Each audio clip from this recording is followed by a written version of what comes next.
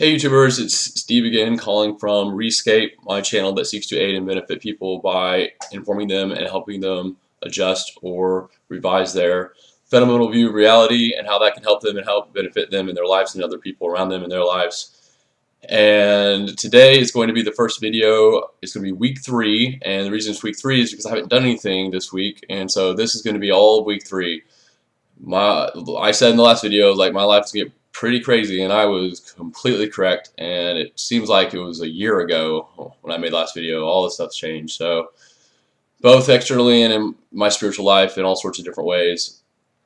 And one of the things I did a lot during this week, a whole lot, was I was in continual communication with God as far as what was going on, what was happening.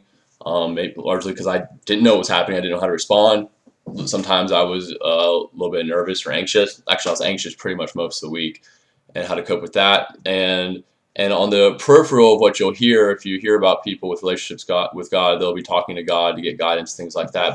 But one of the things you don't hear is how that really is. Like, okay, so they go into a room and then they just kind of like sit around quietly, and then they have some notions about what's going on, what they should do or whatnot. Well, in this video, I'm going to tell you exactly what it's like, and with no generalities. I'm going to give you specific mechanisms. It's one of the reasons it's going to be a week-long video, because this might take a while, about how it goes about. First, I want to say that some of the things I'm going to say, a lot of people watching this, especially if you're agnostic atheist, you're just going to dismiss outright. You might just be dismissing it because I'm telling you I'm about to talk to you about how God talks to people. With this or with anything, what you have to acknowledge is not only that what I'm saying might not be true, or I may be lying to you, or I may just be crazy, or I may have ideas that aren't true but I think they're true. All that might be true, or what might be true is that you're holding ideas in your mind that maybe are preventing you from fully receiving what I'm saying. That is very true.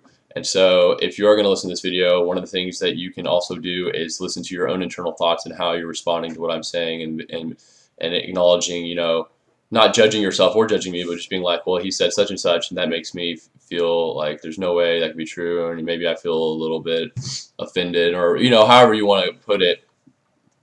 But what you have to understand is, like what I said in one of my first videos, is that it's not about me telling you stuff. Like, you really, like, if I tell you something, I give you the opportunity to go find it. Like, to know something, you have to experience it, and to experience something, you have to find it, and to find it, you have to research it. So everything has to be done through research. Most people depend on their knowledge from other people and what other people tell them, and that is not correct.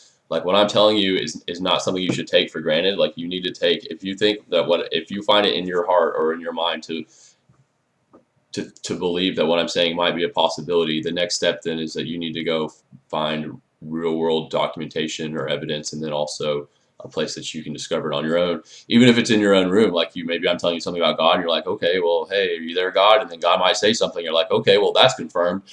But you have to do the research. And before I go into the actual video, I just want to say real quickly, as far as research, like, if you do your research through Wikipedia, you will be getting all your information from that source. It's not just a person, but it's like just like there's people and communities of people, there's sources of information, and then there's community of sources. Like, you'll get a certain quality of information no matter what if you go through a certain source of information, you'll get, no matter what you research, you will get back the information that has that quality. So Wikipedia is a great source of information, but the quality of how it gives information specifically, it's specific in such a way that you will not find certain things in Wikipedia, or if you do, they'll be specifically presented in certain ways that will then prevent nuances of other ways of knowing it coming forth. So just as a tip in your research, try to find different sources of research. Like, don't just go through, like, well, obviously, like, you turn on your news channel, just don't watch TV. Like, that's just stupid. So that's just my opinion. But TV gives you a very specific quality of information, and a large part of it's not true, or it's made to get you to buy things on commercials and things like that. Most people know this, hopefully, that are watching this channel. But if you don't, just don't watch TV. And so one of the things you have to understand is, like, when you're getting information, like, let's say it's from a person, then you have to understand where that person's coming from, like who I am. You may, by watching my videos, you may understand a little bit about me, so that you know the quality of the way I'm going to provide information for you. And maybe you're not looking for that information. Maybe you're looking for the information I'm giving you, but not in the quality that I'm giving it to you. So now you have to find someone, a certain kind of person that's more in tune with what you're looking for. So anyway, if that gives you an idea. So that would have been a whole video if it had been a day video. But that's the beginning. So today I'm going to talk to you about talking with God. So first thing about talking with God is the ultimate. God, as he presents himself to us, is ultimate yin, and the yin yang principle. People think God is yang, like he's almighty father, judge or ruler of the universe, throwing lightning bolts. What actually happens is, if you think how an infinite being that can do everything would relate to finite beings, they have to be extremely delicate and gentle, because if they twitch the wrong way, they could destroy the entire universe. So God's very delicate, and he's very uniform, and he doesn't. If you like watch him, like if like we were just go and look at him right now, it would seem like he's not really doing much. Like he's just kind of just sitting there. Meanwhile, he's ruling the entire. He's affecting the entire world. But if you're an infinite being changing everything, you wouldn't move because you wouldn't have to. So these things are very logical. Like the more you get to know God, the more you're gonna realize, oh, okay, so that makes sense. So he doesn't have to do a lot, and like, oh, and that's why he's gracious and compassionate, because if he judged every little thing that everyone did, he's perfect. Well, he would just destroy everything by looking at them. And so, like, when I think I might be doing something wrong, I'll double check with God, and God's like, nah. And I'm like, okay. And so, but basically what he's doing, he'll be like, well, what do you think? Do you think it's immoral to do that? And then I was like, well, and then he just lets me judge myself. So it sort of goes back to like fundamental ethics, like you are your own judge, or like God understands that. God knows he doesn't have to judge people. He gives people the ability to judge themselves very well. And so the ultimate yin, one of the things about being ultimate yin is that he is always listening. So one of the reasons he doesn't talk very much is because if you go to him in prayer, he will immediately start listening to you. Like he will not interrupt you at all. Like that's not in his nature. So in order to hear him talk, you have to be quiet. Like if you are quiet for like 2 or 3 seconds and then start talking again, well, he may have just been about to say something, but you just started talking, so now he's listening to you again. So really, to get to the point where he starts talking to you, you have to get to the point where you listen as well as he's listening to you. So basically, your mind has to be completely still, and you have to be 100% listening. And that goes back to the present moment video, how I said you can meet God in the present moment because your mind is still. One of the prerequisites for listening to God is you have to have a still mind so you can be completely listening.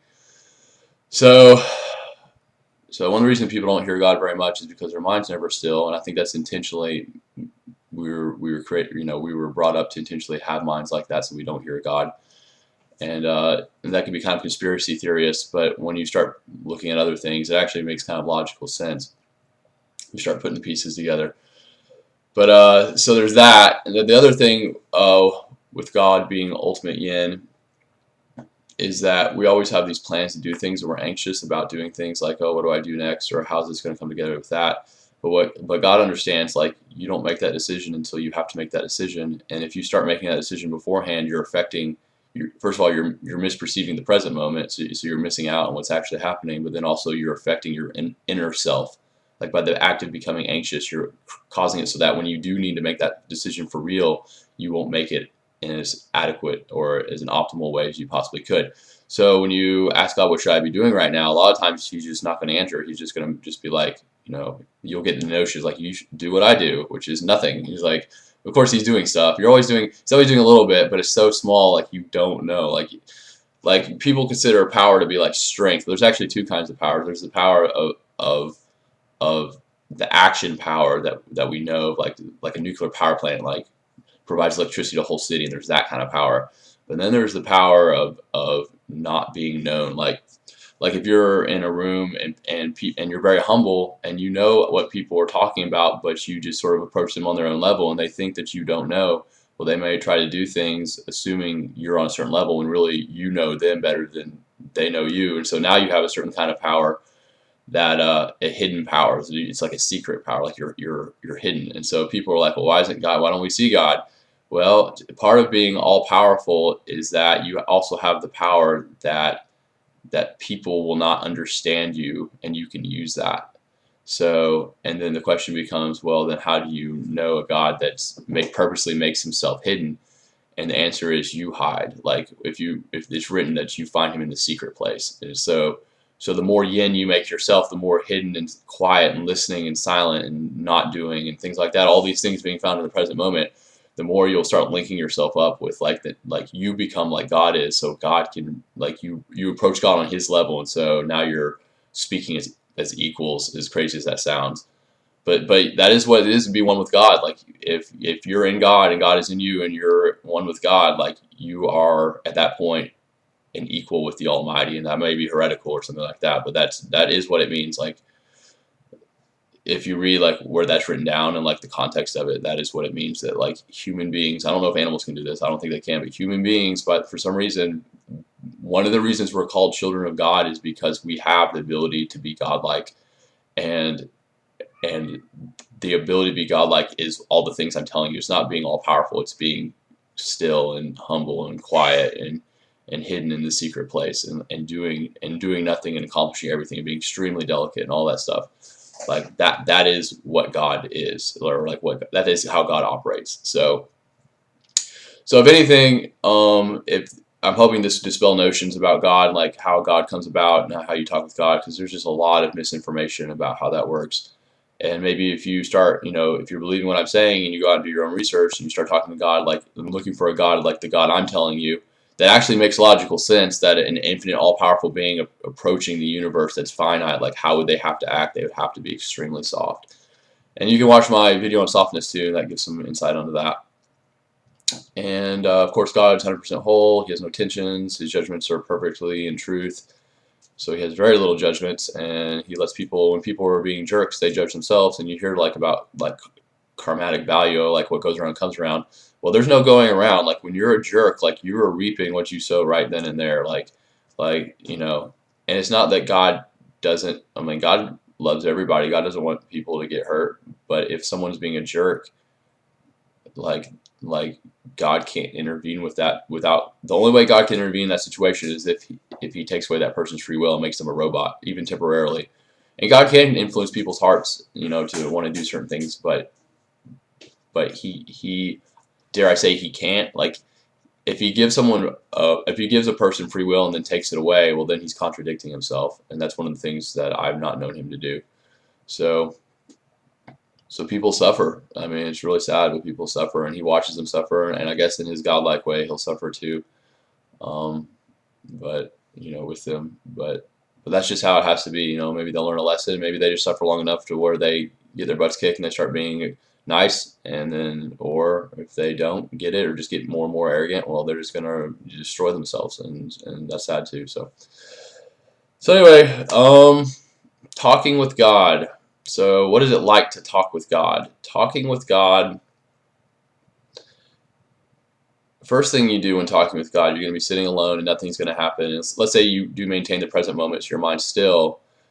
At least for new people, it's going to happen. You're going to have the idea that nothing's going to happen. You're like, oh, well, I'm just sitting here by myself in a dark room and just being quiet. And already you're thinking, but even if you weren't thinking, there would still be this underlying boredom or anxiety that's sort of like, like you ever be really bored? It really feels like you're bored, but you've only been there for like 30 seconds.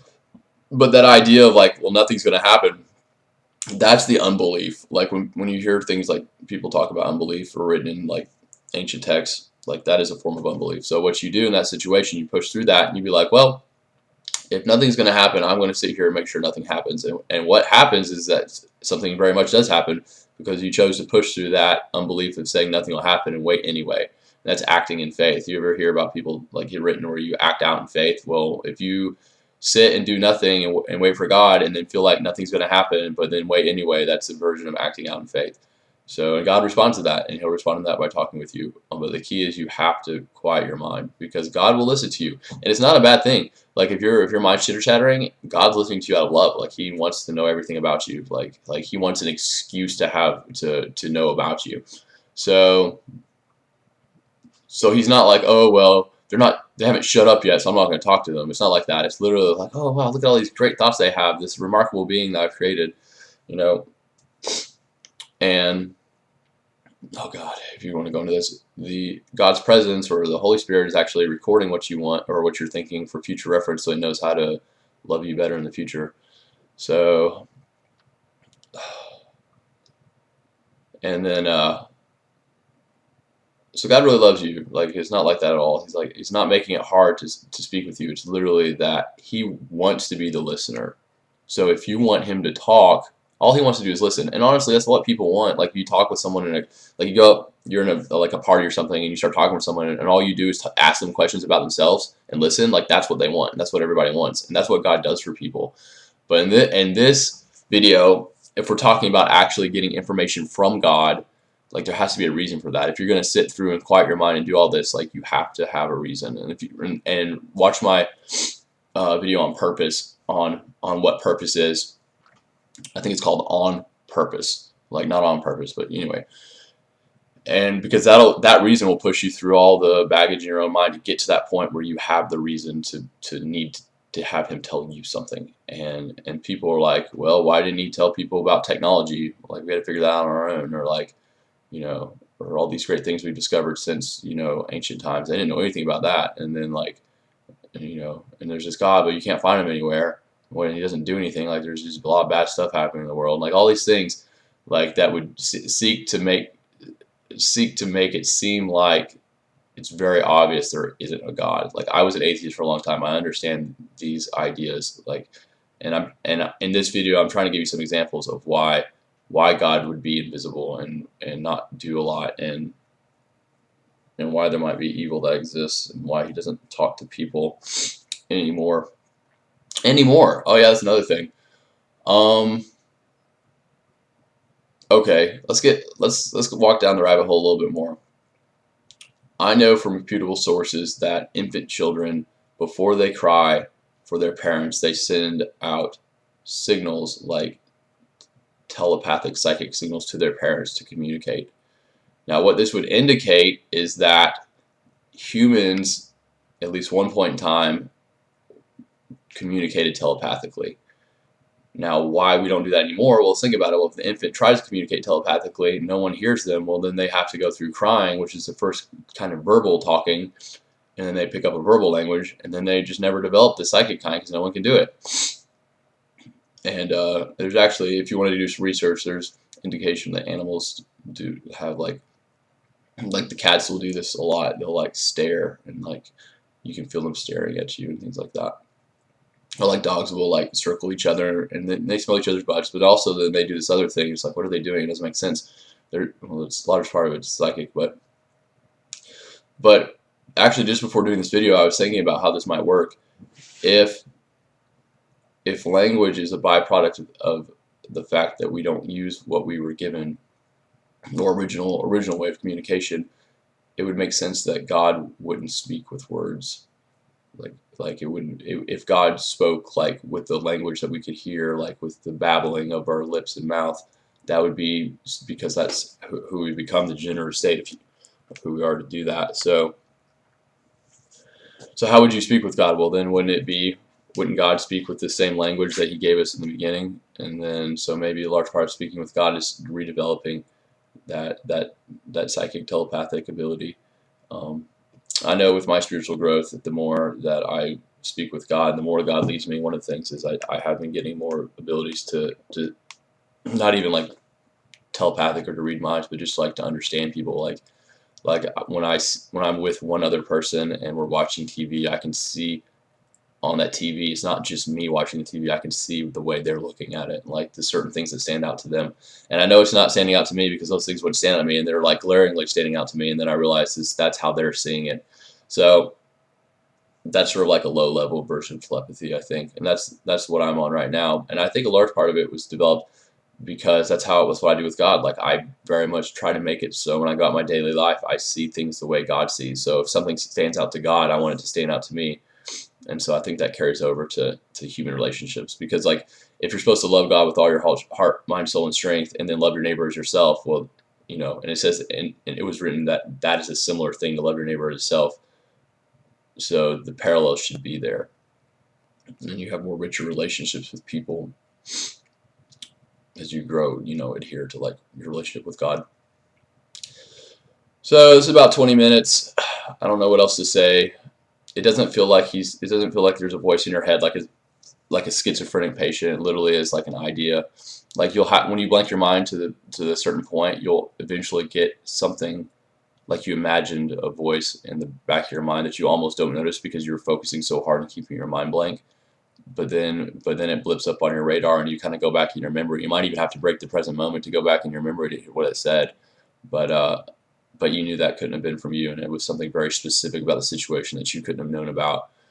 And then some people call that a word of knowledge or whatever, but it validates itself by the nature of what it says in your situation. You know that wasn't you.